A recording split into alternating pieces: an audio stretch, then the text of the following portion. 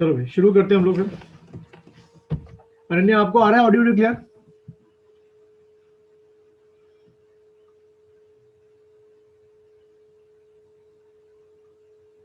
अनन्या आपका मेरा audio clear है?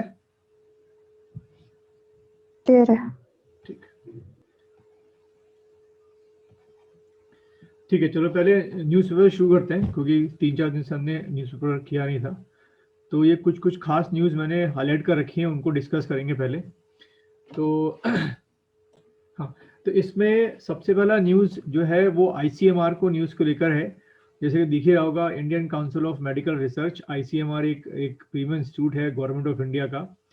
तो कई न्यूज़पेपर में पिछले 4 महीनों से जब से वैक्सीनेशन शुरू हुआ है, ये कंप्लेंट्स हो रही थी कि जिनको दोनों डोज लगी हुई हैं कोविडशील्ड की या कोवैक्सीन की, उसके बाद भी वो क्या हो रहे हैं, इन्फेक्टेड हो रहे हैं। ठीक है, तो आईसीएमआर ने क्लियर किया है कि ये अगर आप देखें तो इसमें कोवैक्सीन की जो है इस समय भारत में 9.3 मिलियन जो है डोजेस लग चुकी हैं। अगर यहाँ पे आप देखेंगे तो 9.3 मिलियन डोजेस लग चुकी है, और उसमें से जो पॉजिटिव केस आए डोज लगने के बाद, वो खाली आपके 4,208 पॉजिटिव केसेस आए हैं। तो ये रेशो बहुत कम है। और ये 4,208 जो पॉजिटिव केस है, उनमें जो डेथ रेट है वो निल है, मतलब कोई मारा नहीं है। और ऐसे ही आपका ये जो कोविडशील्ड, जो कि मैक्सिमम लोगों को कोविडशील्ड लगी, हमारे यहाँ 100.3 मिलियन कोविडशील्ड लग चुकी है, ये फर्स्ट डोज लगी है अभी। तो उसमें सिर्फ केस कितने हैं, 17,145। तो ये प्रूव हो रहा है इससे कि वैक्सीनेशन लगने के बाद, कोविडशील्ड लगने के बाद और कोवैक्सीन लगने के बाद जो मोर्टेलिटी रेट है वो 0 पहुंच गया है, कि जिनको लग चुका है वो मरे नहीं है। और दूसरा, सब पे 100% पे असर भी नहीं आया, यानी कि अगर 10 लोगों को लगी है तो खाली 2 लोग ही इन्फेक्टेड हुए हैं दोबारा। 8 लोग जो है वायरस आया है और उनको इन्फेक्ट कर, मतलब उनका इंटरेक्शन वायरस से हुआ है, लेकिन वो लोग इन्फेक्टेड नहीं हुए। तो आईसीएमआर के इसके थ्रू कोशिश की समझाने की कि भाई जो वैक्सीन का असर है वो हमारे यहाँ हो रहा है। ठीक है, तो यहाँ से ये आईसीएमआर का एक स्टडी है, जो वो हो सकता है आपसे आईसीएमआर का हेडक्वार्टर पूछ लें। तो आईसीएमआर का हेडक्वार्टर जो हो गया वो आपका कहाँ हो गया, दिल्ली में हो गया आपका। ठीक है, और इसका जो मेन फंक्शन है, जितनी भी आपकी मेडिकल रिसर्च पेपर्स होते हैं, रिसर्च वर्क होते हैं, वो आईसीएमआर के थ्रू ही कंडक्ट किए जाते हैं। ठीक है, या इसको ही रिपोर्ट की जाती है। चलिए अगला देख लेते हैं हम लोग। ये आपका कल का था, आज तो और ज़्यादा केसेस हो गए। India at 3.15 lakh cases. ठीक है, और 2091 डेथ है ये पर डे की। और आज के अखबार में आ रखा था कि आज तो और आगे निकल गए हैं, 3.35 हमारा जो है केसेस रजिस्टर्ड किए गए हैं, यानी कि 3,35,000 केसेस रजिस्टर्ड किए गए हैं। और ये आप ग्राफ देख ही रहोगे यहाँ पे नीचे कि फर्स्ट मार्च से लेकर आज 21 अप्रैल है, यानी कि लगभग ये कितना दिन हो गया आपका, 50 डेज के अंदर अंदर जो ये स्पाइक आया है वो कितने बुरी तरीके से आपका आया है। ठीक है, अब कई कह रहे हैं कि शायद ये 5-6 दिन और ऐसा स्पाइक रहेगा, इतना हाई रहेगा, और उसके बाद ये केसेस जो हैं वो डाउन होना शुरू होंगे। ठीक, अच्छा, अगला आपका न्यूज़ का ये रहा। ये आपका एक रेस्क्यू किया गया था आपका हिप्पो, और इसको लेकर क्या कहते हैं, जो सर्कस था जिसमें ये हिप्पो को बंद करके रखा गया था, या इसको लोगों के सामने प्रेजेंट करते थे।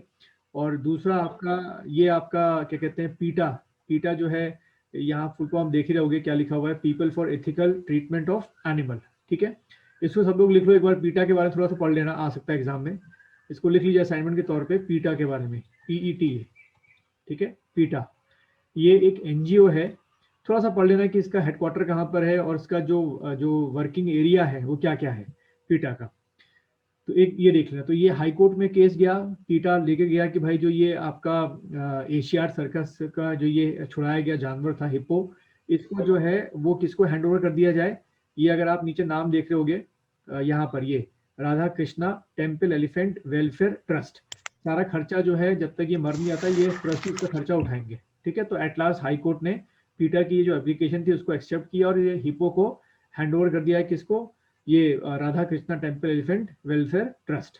ठीक, अब यहाँ से हमें तो ये 3 चीजें मिल गई कि एक तो ये जो हिप्पोपोटामस है, ये किसी को पता है किस फाइलम को बिलोंग करता है, मतलब ये कौन सा फाइलम हो सकता है। हमारे बायोलॉजी में फाइलम याद रखना है, एग्जाम में फाइलम बहुत पूछते हैं। ये कौन सा फाइलम हो सकता है आपका सर हाँ, फाइलम क्या होता है? बायोलॉजी में क्या होता है, जैसे जैसे ये हम पूछते हैं ना कि जैसे भाई किसी का घर का एड्रेस बताना, तो आप क्या बताते हो भाई, पहले आप क्या लिखते हो उसमें, इंडिया लिखते हो, इंडिया के बाद क्या लिखते हो, यूके लिखते हो, यूके के बाद क्या लिखा आपने, डिस्ट्रिक्ट यानी कि देहरादून डिस्ट्रिक्ट, और देहरादून डिस्ट्रिक्ट के बाद क्या, पर्टिकुलर मसूरी, और मसूरी के बाद घर का एड्रेस। बिल्कुल इसी तरीके से बायोलॉजी में क्या होते हैं, फाइलम होते हैं। कैसे फाइलम होते हैं, सबसे नीचे होता है वो होता है स्पीसीज, ठीक है। सबसे नीचे क्या होता है, स्पीसीज। स्पीसीज से बड़ा क्या होता है, जीनस, ठीक, जीनस होता है। इसका मैं एक एग्जांपल बताऊंगा आपको। और जीनस से ऊपर अगर हम जाएंगे तो जीनस से ऊपर जो है वो आपका क्या हो गया, ऑर्डर, ठीक है। ये हम फैमिली, फैमिली लोग, सर। हाँ फैमिली कई रखते हैं कई नहीं रखते हैं। ऐसे फिर ऊपर किंगडम भी रखेंगे हम लोग, ऑर्डर सब ऑर्डर भी होता है ऐसे तो, लेकिन मैं मोटा मोटा बता रहा, ठीक है, ऑर्डर। और ऑर्डर से ऊपर क्या होगा फिर सौरभ, क्लास, हाँ बढ़िया, इसमें भी सब क्लास और ये सब होता है। क्लास से ऊपर फाइलम। फाइलम, ठीक है अनन्या, ये ऑर्डर हाँ है। जी सर। तो सबसे बड़ा फाइलम हो गया, उसके बाद क्लास हो गया, मतलब एक फाइलम के अंदर ढेर सारे क्लास होते हैं, एक क्लास के अंदर ढेर सारे ऑर्डर होते हैं, फिर जीनस होता है और फिर स्पीसीज होते हैं, ठीक है। तो इसी तरीके से ये एग्जाम में क्वेश्चन आते हैं। तो अगर पूछा जाए कि हमारा जो क्लास है हम लोग का वो कौन सा है, तो सौरभ कौन सा क्लास हम लोग का, सर ये नहीं पता सर। सर स्पीशीज के में तो पता था, वो 5 आते हैं। भाई हम लोग जो है वो क्या है, होमोसैपियंस, ठीक है, होमोसैपियंस। तो होमो क्या हो गया हमारा, जीनस हो गया, सैपियंस क्या हो गया हमारा, स्पीसीज हो गया, ठीक है। इस तरीके से एक चीज आपको पता होगा, ठीक है अमरजीत, समझ में आ रहा है, ठीक। अब क्लास की बात करें तो हम ह्यूमन बींग्स का क्लास जो है वो है प्राइमेट, ठीक है, ये ध्यान रखना। हम लोग किसको बिलोंग करते हैं, प्राइमेट को बिलोंग करते हैं। और अगर हम फाइलम की बात करें तो हम लोग किसको बिलोंग करते हैं, मैमल, ठीक है अनन्या, समझ में आया Saurabh, yes sir. Yes sir. ठीक है। तो प्राइमेट, अगर हम अपनी बात करें कि हम प्राइमेट में और कौन कौन आते हैं, तो एक तो हम ह्यूमंस हो गया प्राइमेट में, ठीक है। और किसको रखा गया प्राइमेट में, कोई बताएगा क्लास में, हमारा क्लास कौन सा है, भूलना नहीं, प्राइमेट। तो एक तो हम ह्यूमन से, और कौन है हमारे साथ में, ये, ऑरंगुटैन्स। हाँ ओरेंगोटैंग्स हो गए, एप्स हो गए, गोरिल्ला हो गए, ये सब हमारे भाई बंधु हैं। गोरिल्ला हो गए, और कोई रह गया भाई, मंकी, वो भूल ही गए आप तो, मंकी हो गए।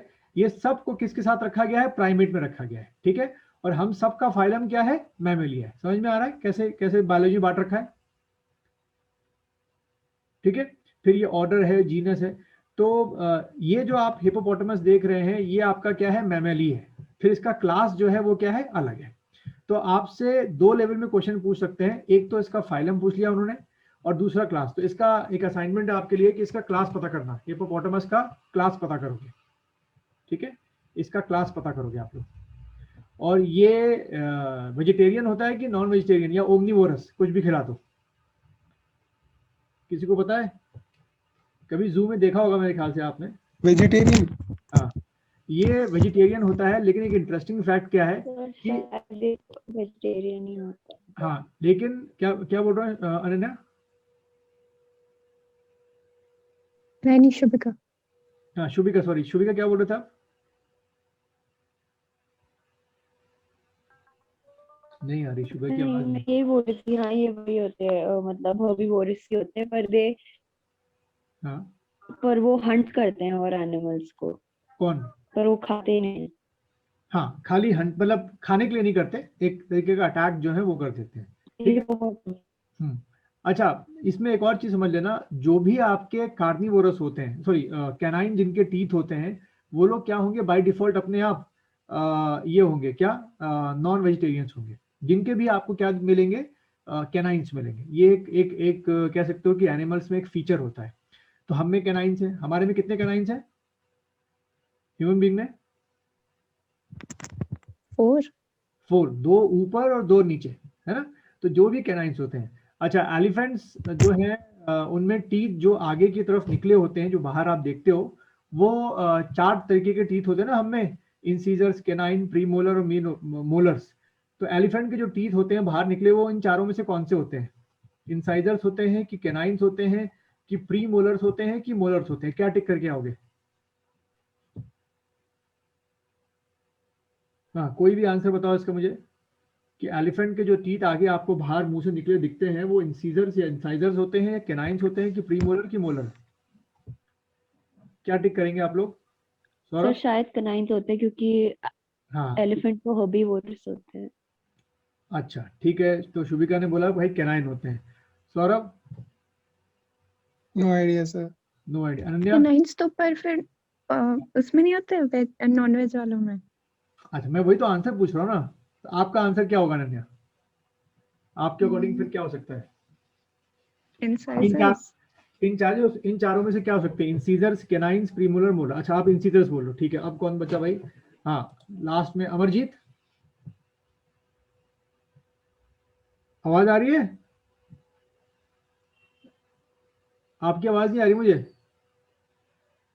चलो, इसका जो आंसर है वो है आपका इंसीजर्स या इंसाइजर्स, ठीक है। एलिफेंट जो है वो प्योरली क्या होता है? हर्बीवोरस होता है।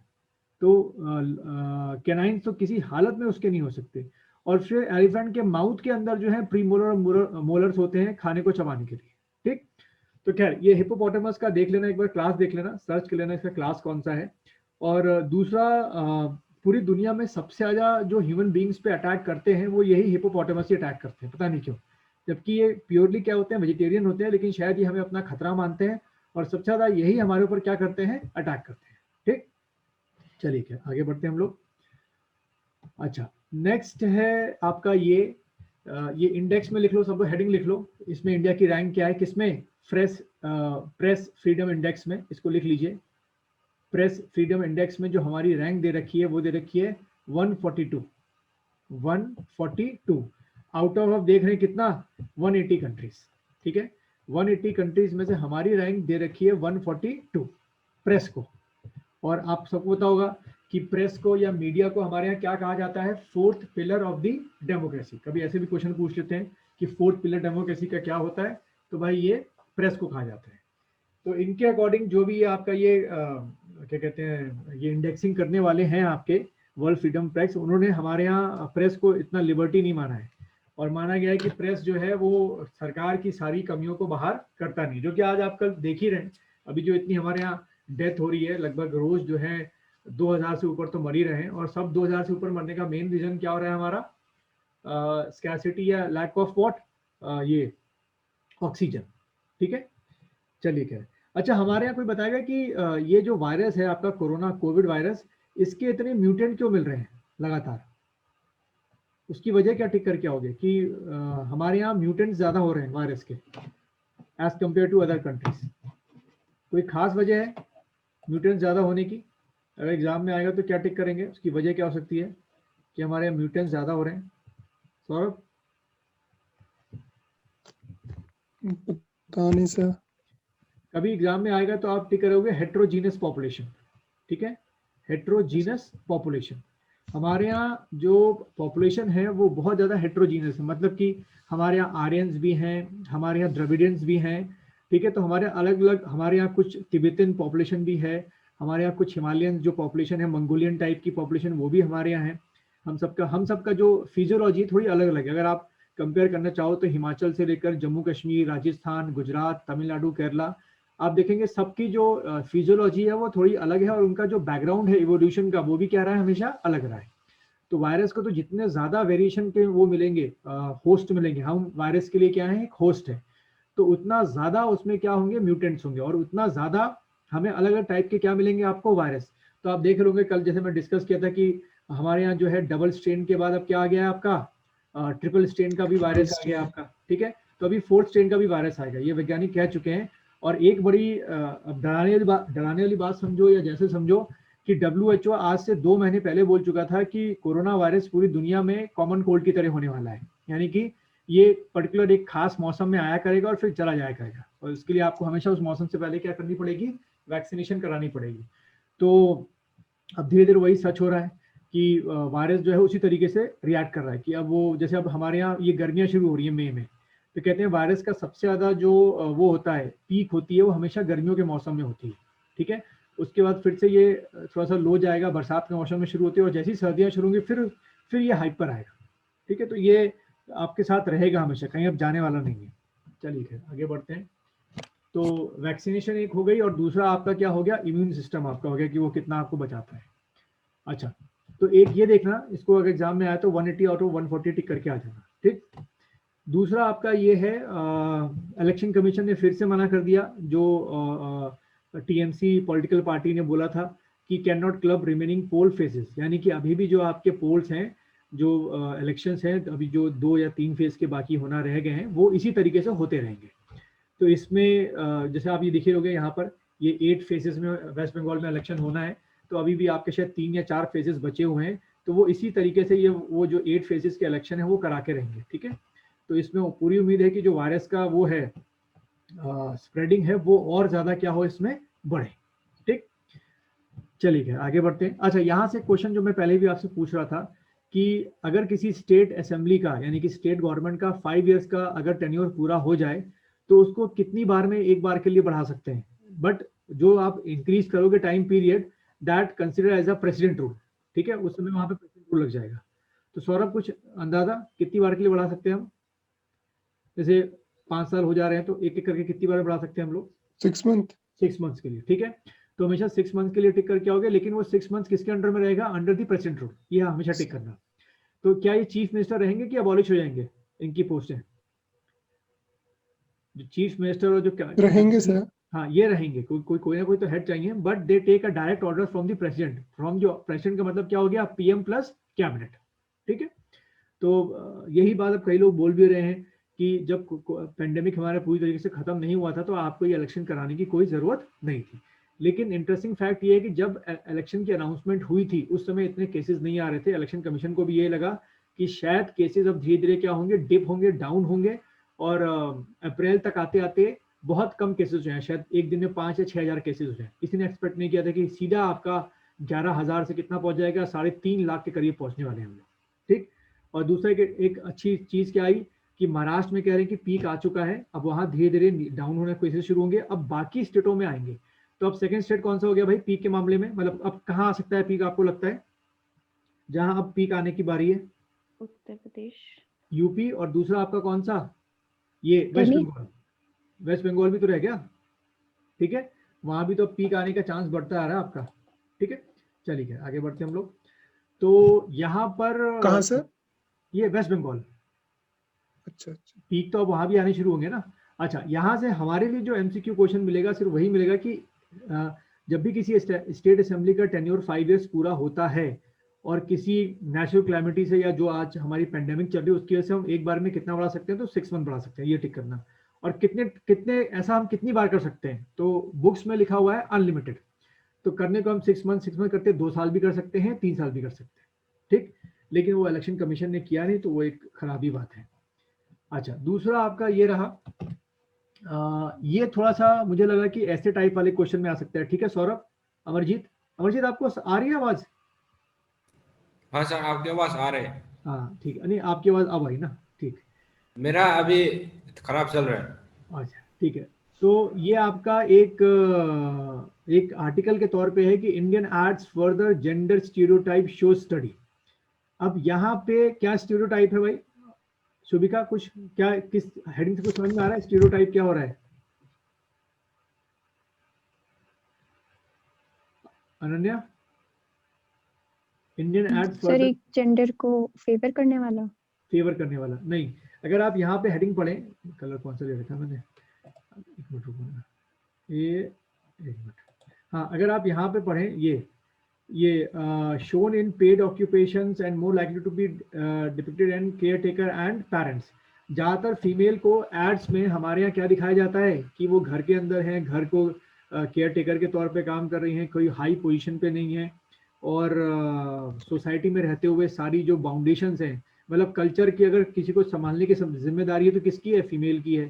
फैमिली को मतलब एक साथ रहने की जिम्मेदारी है तो किसकी है? वो फीमेल की दे रखी है, ठीक। आर्म फोर्सेस से लेकर इन सब फोर्सेस में इनको इतना दिखाते नहीं है, क्यों नहीं दिखाते भाई? दिखाना चाहिए, ठीक। तो वो थोड़ा हमारा एक जो ये सर्वे हुआ था उसके थ्रू दिखा है। तो ये सौरभ और अमरजीत ऐसे टॉपिक जो हैं आपके किस तरीके से आ सकते हैं सेकंड पेपर में, कि क्या हमारे यहाँ अभी भी अनइक्वालिटी है या वुमेन एम्पावरमेंट हो रहा है, ठीक। अच्छा, what is the meaning of the women empowerment? कभी अगर ऐसा आया सौरभ तो इसका मतलब क्या हुआ? नारी सशक्तिकरण। हाँ वो तो पता ही है, नारी शक्तिकरण।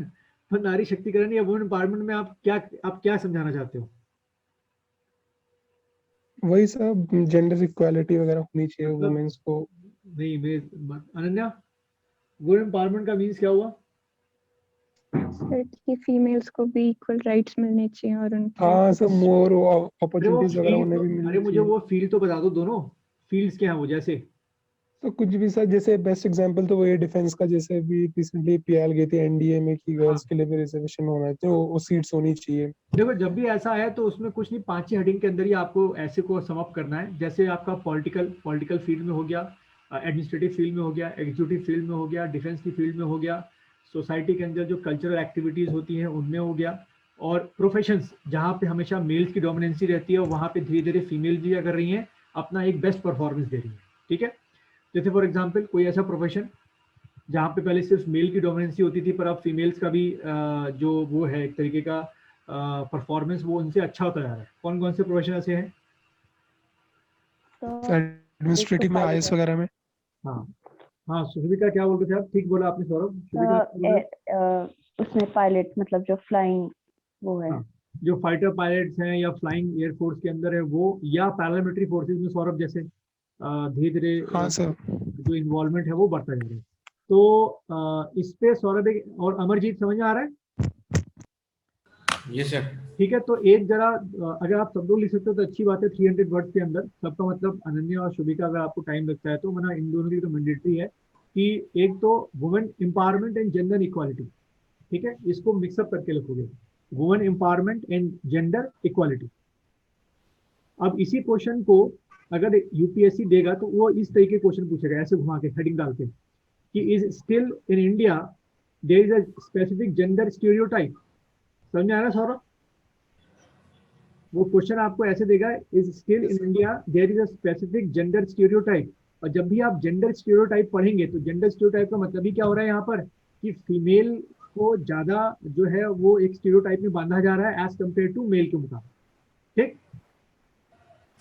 पर जैसे समझाने के लिए, अगर मेल जो है, कोई लड़का अगर लिकर यानी कि शराब पिए तो वो इतना सोसाइटी में बुरा नहीं मानते, मानते तो हैं, लेकिन अगर कोई लड़की अगर लिकर या शराब पी ले तो उसके कैरेक्टर में चले जाते हैं सोसाइटी वाले कि उसका कैरेक्टर ही खराब होगा। मेल का तो नहीं बोलते कभी ऐसा।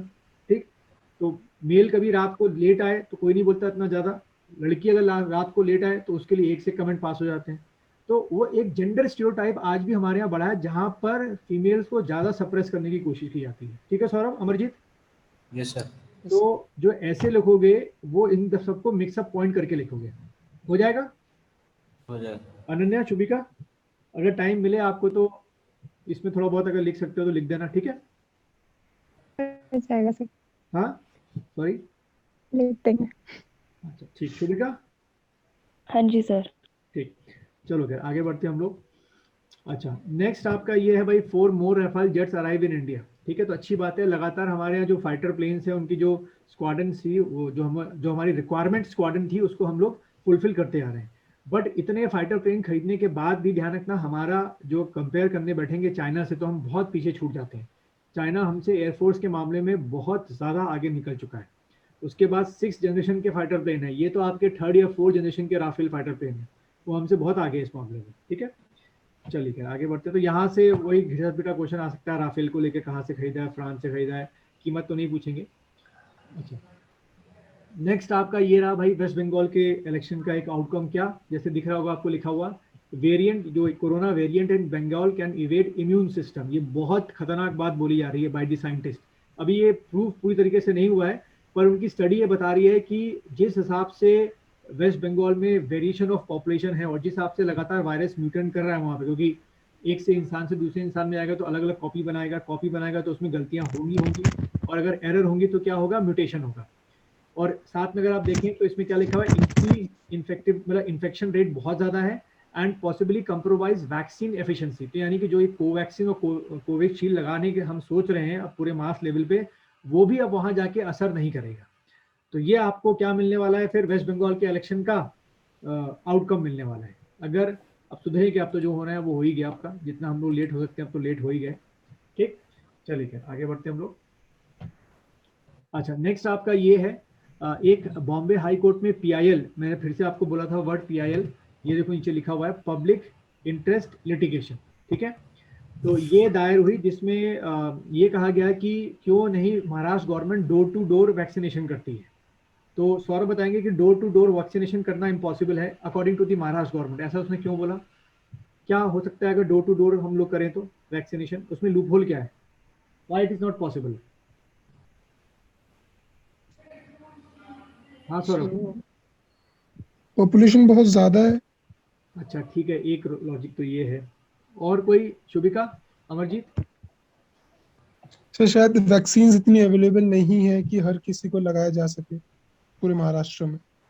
अच्छा, और करा दे तो उसके बाद भी वो गवर्नमेंट मना कर रही है वहाँ की? सर हाँ। क्या पता ये भी हो कि बहुत उधर बहुत अनएजुकेटेड लोग हैं, मतलब जो स्लम्स में ये सब, तो उनके वैक्सीनेशन को लेकर उनके पास बहुत नेगेटिव वो हैं, वो तो इंफॉर्मेशन है, हाँ जी, इनपुट्स हैं हाँ बहुत जी, नेगेटिव है।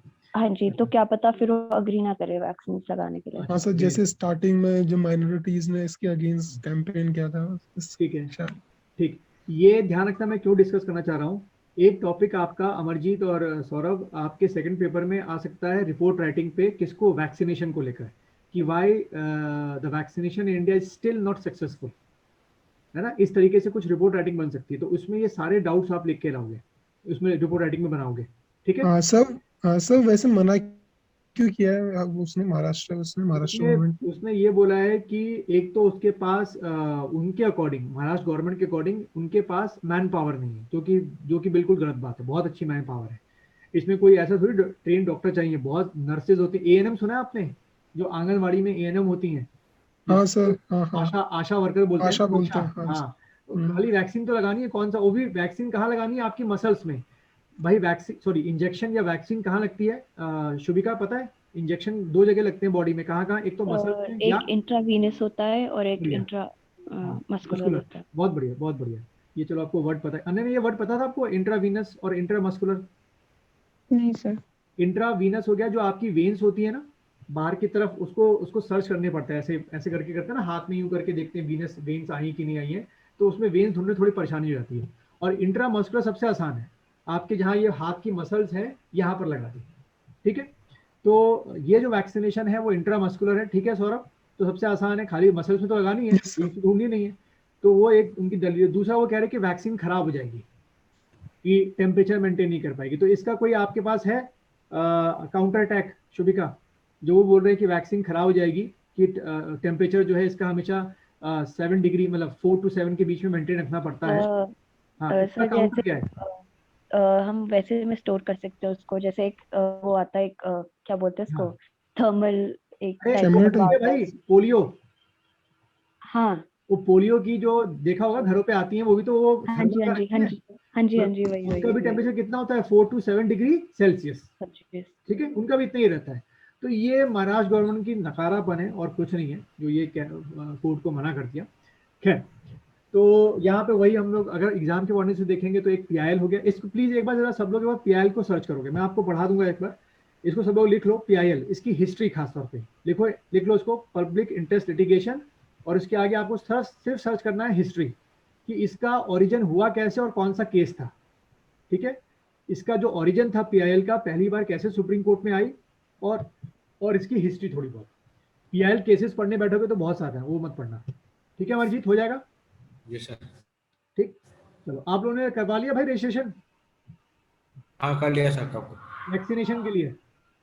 नहीं नहीं I believe वैक्सीनेशन किया के लिए सर। बोल रहा हूँ, अच्छा अभी नहीं करा है, चलो खैर। या even heard you. BJP government की वैक्सीन में भरोसा नहीं है ना?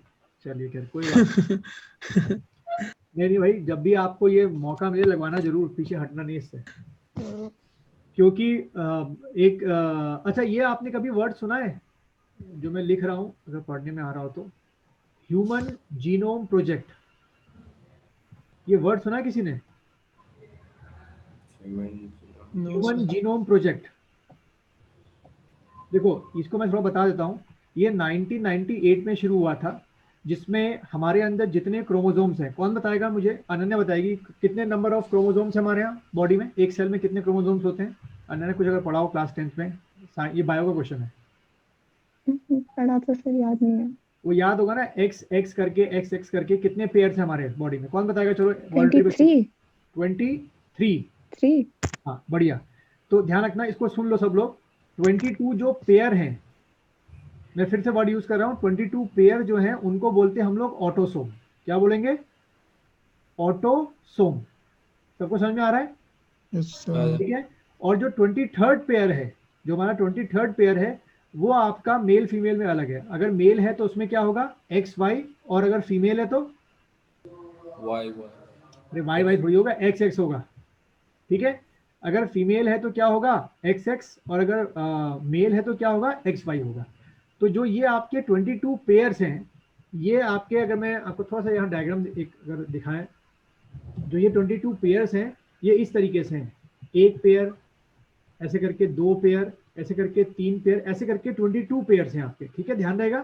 तो इन सबको वैज्ञानिकों ने लगभग 1998 से काम शुरू करते हुए, ये काम 2012 में जाके पूरा हुआ। जो हमने पूरा सीक्वेंस बनाया किसका? हमारा ह्यूमन जीनोम प्रोजेक्ट का, जिसमें सारे पेयर को हमने पढ़ा डिटेल में कि फर्स्ट पेयर से क्या होता है, सेकंड पेयर में क्या होता है, थर्ड पेयर में क्या होता है, ऐसे करके 22 पेयर के बारे में पढ़ा हमने।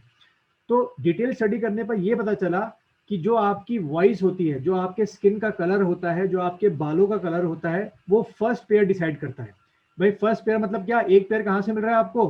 फादर से। एक कहाँ से मिल रहा है? मदर से मिल रहा है। तो आपकी कैसी वॉइस होगी, कैसा आपका स्किन का कलर होगा, कैसे आपके बालों का रंग होगा, आपके बाल कब झड़ेंगे, सारी चीजें किसमें लिखी हुई है? फर्स्ट पेयर में लिखी हुई है। ऐसे करके 22 पेयर में पूरी फिजियोलॉजी खोल दी इन्होंने कि किस पेयर के काम करने से क्या क्या चीजें होती हैं। समझ में आ रहा है? तो इसको नाम क्या दिया उन्होंने? Human genome project. ठीक, चलिए फिर आगे बढ़ते हैं। तो इससे हमें किसी का भी एक्सपेक्टेड डिजीज, किसको क्या आने वाले टाइम पे डिजीज हो सकती है, वो बड़े आसानी से पता चल जाती है। और ये भी पता चला कि आपका जो टोटल ह्यूमन जीनोम प्रोजेक्ट है, यानी कि जो आपके बॉडी में क्या है, जो जीन्स हैं आपकी बॉडी में, वो लगभग करोड़ों हैं। मतलब उनके नंबरिंग जो है करोड़ में है आपके। लगभग 20 to 30 करोड़ जीन्स हैं आपके बॉडी में। और ये जीन्स आए कहाँ से आपकी बॉडी में? पेरेंट्स से। पेरेंट्स से, उनके पेरेंट्स से, उनके पेरेंट्स से, मतलब 12-13 पीढ़ियों के जीन्स जो हैं वो आपकी बॉडी में होते हैं। ध्यान रखना। और उसमें से कितने जीन्स एक्टिव होते हैं? अगर मैं बोलूँ 100% जीन्स आपके फोर फादर के आपकी बॉडी में है, तो इसमें से कितने % जीन्स एक्टिव है जिसकी वजह से आप अभी इतना एक्टिव है? मतलब आपके जो फिजियोलॉजी है, देखना, आपका लुक, आपकी आवाज, आपका दिमाग, तो कितना % जीन्स एक्टिव होते हैं 100 में से? Any idea Shubhika? बहुत कम होते होंगे सर। बहुत कम। परसेंटेज वाइज कितना होगा? So 50. 50। नहीं 50 तो बहुत ज्यादा होगा, अराउंड 10, 5 to 10 सर। खाली या 1%। हाँ खाली 1% जीन्स एक्टिव हैं आप में इस समय। 99% जो आपके फोर फादर से आपकी बॉडी में हैं इस समय, वो डीएक्टिव है फॉर्म में। अगर वो एक्टिव हो जाए तो आप समझ सकते हो कि आप मतलब सुपर ह्यूमन कहलाओगे। ठीक है, खैर वो बहुत कम में होते हैं। और वायरस जो इस समय कोविड का है, इसमें खाली ये 1000 जीन से मिलकर बना है। तो कहाँ आपके लाख करोड़ों जीन्स और कहाँ इसके 1000 जीन्स? तभी तो कह रहे हैं जिनका इम्यून सिस्टम अच्छा है वही तो आपके बहुत सारे क्या है हमारे बीच में घूमने वाले एसिम्प्टोमेटिक, क्योंकि उनका इम्यून सिस्टम बहुत अच्छा है। वायरस उनको सरपास ही नहीं कर पा रहा, उनको डिफीट ही नहीं कर पा रहा। और जिनका इम्यून सिस्टम थोड़ा सा वीक है, वायरस उनको कहाँ पहुंचा दे रहा है? सीधा हॉस्पिटल। ठीक, चलिए खैर आगे बढ़ते हैं हम लोग। तो जीन्स और ये सब ह्यूमन जीनोम प्रोजेक्ट ध्यान रखना। चलो भाई, अब वो निकाल लो कॉन्स्टिट्यूशन, वो निकाल लो, क्या कहते हैं हम लोग, क्या कर रहे थे, कौन सा कमीशन कर रहे थे? National commission for SC and ST। अभी कौन गया हुआ भाई? शुभिका? नहीं, अनन्या। किसका कनेक्शन बार बार टूट रहा है? सर मेरा। शुभिका? अच्छा, यस सर। आप अनन्या के साथ नहीं हो आज? मसूरी में रहती हूँ पर अलग अलग, मतलब हाँ, थोड़ा मैं डिस्टेंस रहेगा। वही, कल दोनों साथ में थे ना, मैं बोल रहा था। हाँ नहीं नहीं। हाँ, अच्छा, साथ कल में क्लास अलग अलग दे रहे थे, मुझे लगा एक ही साथ लैपटॉप पे बैठे हुए दोनों वाले एक ही जगह। हाँ नहीं नहीं। ठीक ठीक। मैंने सुना स्नोफॉल हुई आप लोग क्या कल? देहरादून वालों को ऐसा लगता है जब भी बारिश होती है तो मसूरी में क्या होती है ना, देहरादून वालों को हमेशा ऐसा लगता है। तो मैं वही कंफर्म करना चाह सर रहा वो हेल स्टोन्स पड़कर जम गए थे। था। ऊपर की तरफ ना, लाल डिब्बा की तरफ। नहीं नहीं सर, यहाँ भी हुई थी, मेन मॉल रोड में भी हो गई थी। अच्छा चलो कोई बात नहीं, अभी कोई नहीं आने वाला डर के हमारे अब इस बार। चलो बहुत बुरा हाल हो गया। मैं आज पढ़ा था कि आपके यहाँ मसूरी में होटल्स भी काफी बंद हो गए, मतलब क्लोज कर दिए गए, मतलब they are not able to run क्योंकि लैक ऑफ फंड की वजह से। अच्छा क्या, चलिए भाई, नेशनल कमीशन फॉर हम लोग करेंगे अब क्या, एससी हो गया था कल हमारा ना, एसी का फंक्शन हो गया। फंक्शंस हो गया था ना हमारा, कुछ छूटा तो नहीं, मैं एक बार देख लूँ जरा। नहीं ठीक है, चलो अब लिखो national commission for ST, heading डाल लीजिए national commission, national commission for ST, national commission for ST schedule tribe, schedule tribe. चलिए सबसे पहला हम बात करेंगे इसके कॉन्स्टिट्यूशनल स्टेटस की, तो इसमें लिख लो ये किस आर्टिकल में आता है शुभिका, एसटी कमीशन कल बताया था। सर 388A 388 मतलब 338A। हाँ 338A, अरे बहुत फर्क हो जाता है भाई 388 और इसमें 338A, तो उसको लिख लो सीधा, कॉन्स्टिट्यूशनल स्टेटस क्या है 338A, 338A, 338A। तो इसका मतलब ये हो गया कि अगर एग्जाम में आ जाए कि national commission for ST non constitutional body है कि कॉन्स्टिट्यूशनल बॉडी है, तो आप क्या करेंगे, कॉन्स्टिट्यूशनल बॉडी। क्यों, क्योंकि इसका जो डिस्क्रिप्शन है वो किसी एक आर्टिकल में दे रखा है, ठीक। अच्छा, फिर उसके बाद लिखिए कंपोजिशन, हेडिंग डालिए कंपोजिशन, हेडिंग डालिए कंपोजिशन, कंपोजिशन। तो कंपोजिशन में लिखिए इट कंसिस्ट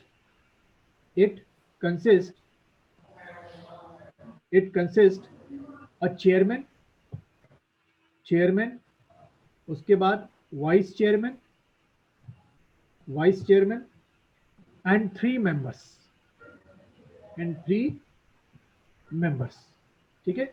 एक चेयरमैन रखा उन्होंने, वाइस चेयरमैन रखा and 3 members, and 3 members all belongs to ST, all belongs to ST community, ऐसे लिख लो, all belongs to ST scheduled tribe community, all belong to ST community, all belongs to ST community, ST scheduled tribe community। फिर अगला point में आके लिखिएगा all are appointed, इन सब का जो अपॉइंटमेंट है, all are appointed by the president, ठीक है, all are appointed by the president, all are appointed by the president। लेकिन फिर से प्रेसिडेंट तो अपॉइंट करता है, लेकिन उसको कहेगा कौन पीछे से, पीएम प्लस कैबिनेट। अब लिखिए फंक्शंस, हेडिंग डालिए फंक्शंस, फंक्शंस क्या है इसके।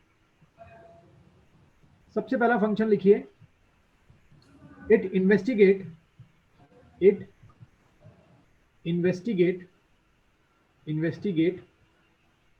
And monitor all the matters related to scheduled tribe in India, all the matters related to scheduled tribe in India, all the matters related to scheduled tribe in India, जितने भी matters होंगे investigate करेगा और monitor करेगा, all the matters related to scheduled tribe in India, scheduled tribe in India. हो गया सबका, ठीक है। देन लिखिए इट ऑल्सो इंक्वायरी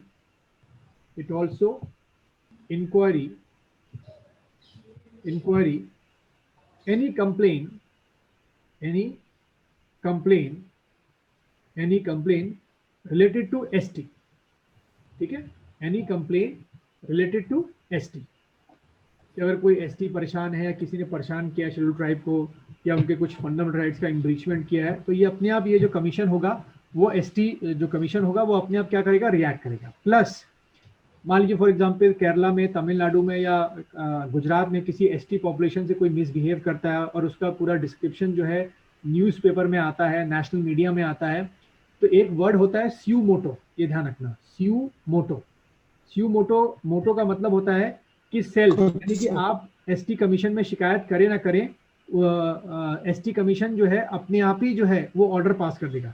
मान लो फॉर ठीक, तो मैं बोलता कि स्यू मोटो का मतलब क्या था कि अगर किसी एसटी पॉपुलेशन के साथ कुछ भी मिसहैपनिंग हुई तो जरूरी नहीं कि कोई शिकायत करे, आप एसटी पॉपुलेशन ये एसटी कमीशन क्या कर सकता है, स्यू मोटो यानी कि सेल्फ जो है उस पर्टिकुलर वहाँ के डिस्ट्रिक्ट मजिस्ट्रेट से या एसडीएम से या वहाँ की गवर्नमेंट से क्या रिपोर्ट मांग सकता है कि भाई जो आपके आपके एरिया में या आपके स्टेट में मिसहैपनिंग हुई है शेड्यूल ट्राइब के साथ, उसको लेकर आपने क्या क्या डिसीजंस लिए। ठीक है, तो इसको हम लोग बोलते हैं स्यू मोटो। किसी ने कोई कमीशन में शिकायत नहीं की, उसके बाद भी एसटी कमीशन क्या कर सकता है, अपने आप जो एक्शंस हैं वो ले सकता है।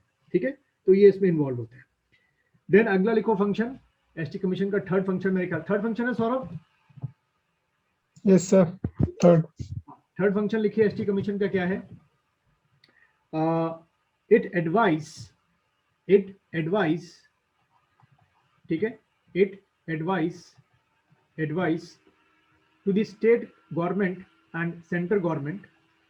तो दो लोगों को एडवाइस दे रहा है, तो it give advice to the state government and central government for socio-economic development of ST, for socio-economic development of ST, socio-economic development of ST। कि भाई स्टेट गवर्नमेंट कोई स्कीम बना रही है तो उसको क्या दे देगा, सलाह दे देगा, सजेशन दे देगा। ऐसी सेंट्रल गवर्नमेंट कोई स्कीम बना रही है तो कौन दे देगा, ये एसटी कमीशन उनको सजेशन दे देगा कि भाई आप ये प्रोग्राम्स चला सकते हैं जिससे इनका अच्छा सोशियो इकोनॉमिक क्या होगा, डेवलपमेंट होगा। ठीक है, तो ये आपका इनका क्या हो गया, थर्ड फंक्शन हो गया। ठीक, देन लिखिए fourth function, ST commission submitted its annual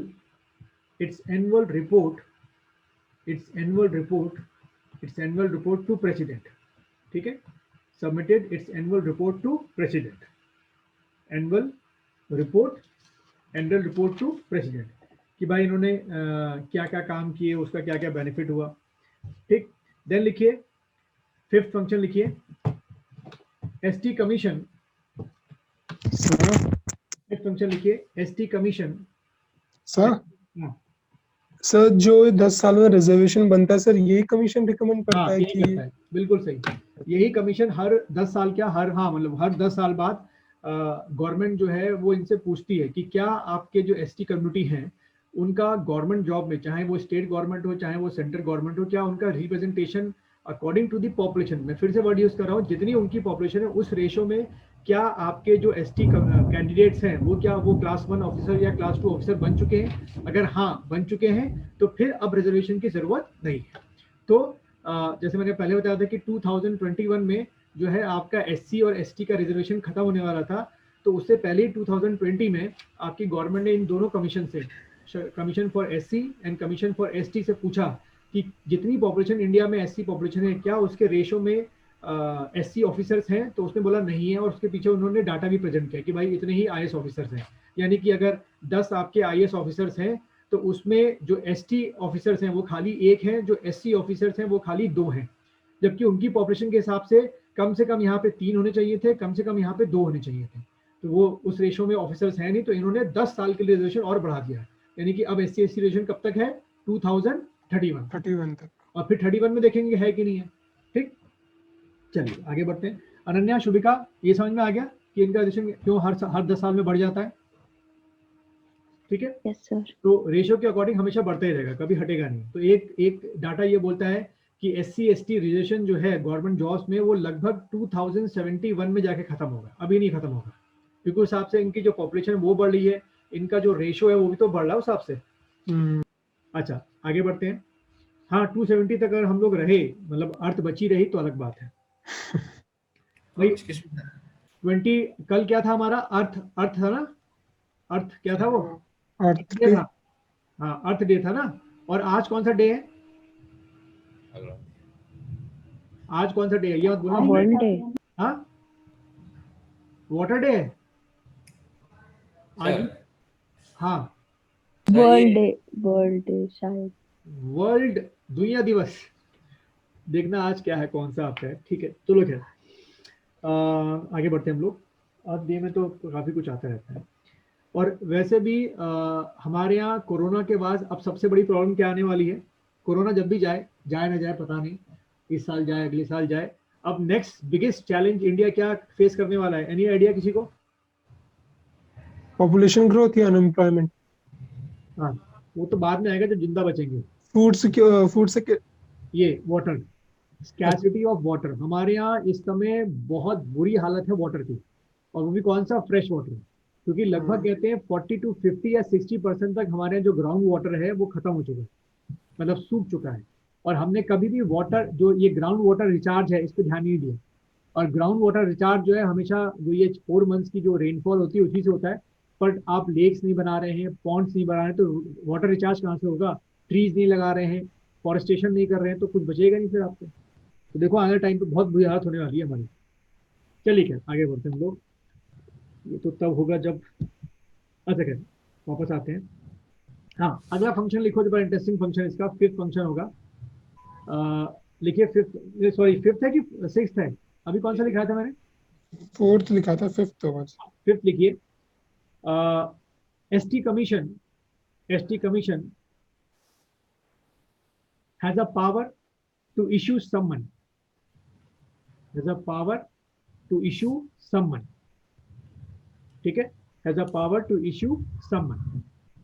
तो इस पावर से आप कह सकते हो कि एक तरीके से जो एसटी कमीशन है वो क्या हो गया? क्वाजी, ये वर्ड ध्यान रखना, क्वाजी जुडिशरी या जुडिशियल, ठीक है? Quasi judicial. जैसे कोर्ट्स सम्मन करते हैं ना, सम्मन का मतलब क्या हो गया? किसी को भी कर सकते हैं, चाहे वो बड़े से, बुलाना, हाँ बुलाना किसी, चाहे वो बड़े से बड़ा पॉलिटिशियन हो, मंत्री हो, कोई भी हो, आईएएस ऑफिसर हो, आईपीएस हो, उनको अगर सम्मन किया गया, यानी कि कोर्ट बुला रहा है किसी चीज के लिए, उनसे पूछना चाह रहा है या कुछ पूछा गया है, तो कोर्ट में आके उनको बताना पड़ेगा। तो बिल्कुल एसटी कमीशन होता है, वो किसी भी स्टेट के डीएम को, स्टेट के मिनिस्टर को अगर चाहे तो अपने यहाँ बुला सकता है कि अगर आपके यहाँ मान लीजिए आपके स्टेट में कुछ मिस हैपनिंग हुई किसी एसटी के साथ, और एसटी कमीशन पूछना चाहता है कि ये मिस हैपनिंग कैसे हो गई, आपने क्यों नहीं रोका, और अगर मिस हैपनिंग किसी एसटी के साथ हो गई तो उसके बाद आफ्टर दैट आपने किस तरीके से उस एसटी की मदद की, तो सम्मन करके बुला सकते हो। तो सम्मनिंग पावर बहुत बड़ी पावर होती है, ठीक है? और सम्मन करने पर अगर वो ना आए एसटी कमीशन में, तो सम्मन कर दिया, नहीं आ रहे हैं, फिर क्या कर सकता है एसटी कमीशन? तो उसके खिलाफ कार्रवाई होगी शायद। और वो आपकी प्रोसेस क्या? अरेस्ट वारंट, ठीक है? वो तभी हमने वर्ड यूज किया क्वाजी। ये खैर इतनी बड़ी नौबत आती नहीं है, संबंध में लोग आई जाते हैं या वर्चुअल कॉन्फ्रेंस के थ्रू जुड़ी तो जाते क्वाजी जुडिशियल का मतलब तो ये होता है ना कि उसके उसके खुद के रूल्स एंड रेगुलेशन है, और हैं खुद वो के। हाँ, किसी तो को। समनिंग में यही तो करता है कि वो अपने अच्छा रूल्स में खुद बुला सकते सबको, ठीक है? अच्छा। अच्छा, अगला लिखो। It demand any document, C function लिख लीजिए। It demand any documents, any documents, कोई भी डॉक्यूमेंट डिमांड कर सकता है। इट डिमांड्स एनी डॉक्यूमेंट, चाहे वो पब्लिक के हो या किसी प्राइवेट कंपनी के हो, ये अपने आप वो डॉक्यूमेंट्स को बुला सकता है, ठीक है? डिमांड एनी डॉक्यूमेंट्स, ठीक है? चलो भाई, तो ये हमारा खत्म हुआ एसटी कमीशन, ठीक है? इसमें ज्यादा नहीं पढ़ना, हमने इतना पढ़ लिया बहुत है। अब आते हैं अगला चीज में, नेक्स्ट टॉपिक में। हेडिंग डाल लीजिए, क्या लिखा हुआ है सबके सामने? Controller and auditor general of India, ठीक है? क्या? अच्छा एक मिनट रुको, इसको मत लिखो अभी, एक मिनट रुको, एक चीज मुझे लिखानी बाकी है, एक मिनट रुको, इसको भी मैं सर एक बार प्लीज थर्ड फंक्शन रिपीट कर दो। थर्ड फंक्शन क्या लिखा था भाई Saurabh? So it advised to the state and central government for socio-economic development of ST. हाँ, ये एडवाइस देता है Ananya. It advice to the state government और central government for socio economic development, ठीक है? सोशियो इकोनॉमिक डेवलपमेंट हो गया अनन्या? हाँ जी। ठीक है, कि स्कीम्स कैसे चलाएं, कैसे उनका पर कैपिटा इनकम बढ़ाएं, वो चीजें। हाँ, एक चीज ये रह गई, अभी ये हेडिंग मत डालना, ये वाली हेडिंग मत डालना, एक चीज जरा रह गई, उसमें लिख लो जरा। हाँ, इसमें लिखिए according to article 164, according to article 164, there should be a independent separate minister, या ऐसे लिखो, there should be a separate tribal, there should be a separate tribal minister, tribal minister, separate tribal minister in, कहाँ कहाँ होंगे ये mandatory कर रखा है इस आर्टिकल ने, सेपरेट ट्राइबल मिनिस्टर इन, लिखिए कहाँ कहाँ होंगे, इन छत्तीसगढ़, सबसे पहला Chhattisgarh, then Jharkhand, then MP, Chhattisgarh, Jharkhand, MP and Orissa, ठीक है, and Orissa, Chhattisgarh, Jharkhand, MP and Orissa, Chhattisgarh, Jharkhand, MP and Orissa. तो इससे एक और चीज हमें पता चलती है कि इन 4 स्टेट्स में, छत्तीसगढ़, झारखंड, एमपी, उड़ीसा में जो ट्राइबल पॉपुलेशन है वो बाकी स्टेटों के मुकाबले क्या है, थोड़ी सी ज्यादा है। इसीलिए ये कहा गया है कि जब भी आपका चीफ मिनिस्टर प्लस कैबिनेट का ऑर्गेनाइजेशन होगा, सेटअप होगा, तो उसमें अलग से आपका एक क्या होगा, ट्राइबल मिनिस्टर होगा, कि जो खास तौर पे ट्राइबल पॉपुलेशन के ही जो उनकी डिमांड्स है, कैसे उनका सोशियो इकोनॉमिक डेवलपमेंट किया जाए, उसके बारे में काम करेगा। ठीक है, अमरजीत समझ में आ गया? सर मेरे पास एक डाउट है वो। हाँ, अमरजीत को समझ, कहीं और बात कर रहे हैं अमरजीत।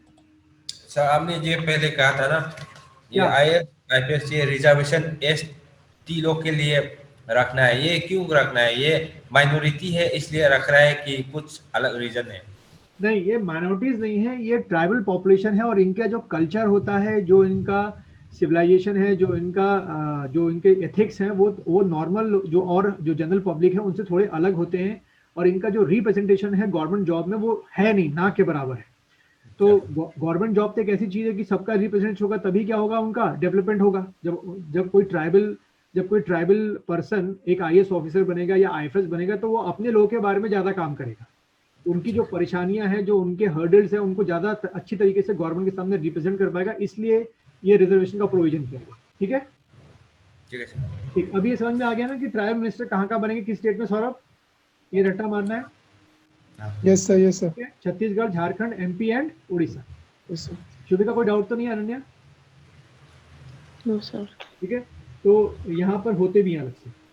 अच्छा, फिर लिखिए, और ये मैं आपको लिखा चुका था, तो पर इसमें दोबारा यहाँ पर लिख लो, क्योंकि एक साथ लिखो तो रिवीजन करने में आसानी होगी। According to article 16, according to article 16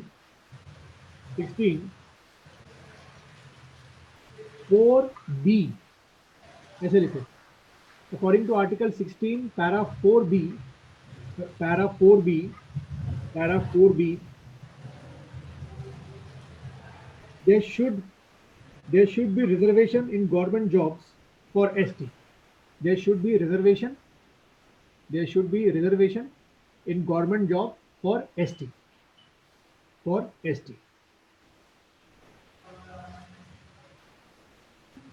ठीक है, फॉर ST, और किसी को नहीं मिलेंगे। इनको मिलने की 4B में कहा गया कि इनको जितना ज्यादा रिजर्वेशन देंगे उतना इनका रिप्रेजेंटेशन क्या होगा, बढ़ेगा।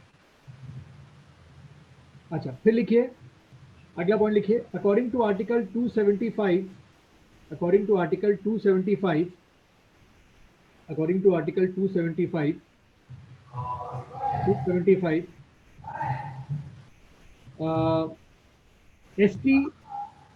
ST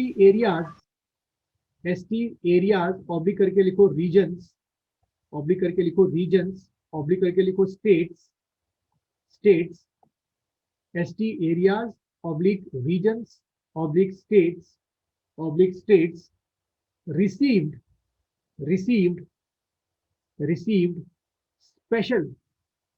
received special grants in aid,